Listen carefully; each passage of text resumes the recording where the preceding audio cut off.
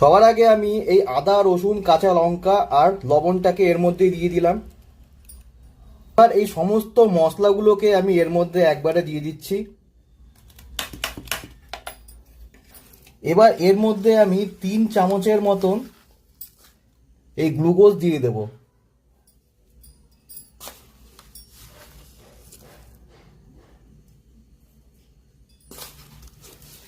এতে কিন্তু মিষ্টি একদমই হবে না, একটা অরেঞ্জি ফ্লেভার আসবে আর হালকা ট্যাঙ্গিনেসও আসবে।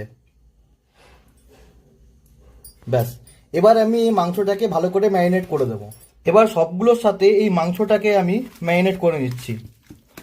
আর ম্যারিনেট করে মোটামুটি আমি 1 থেকে 2 ঘন্টা মতন ফ্রিজের মধ্যে রেস্ট করার জন্য ছেড়ে দেবো।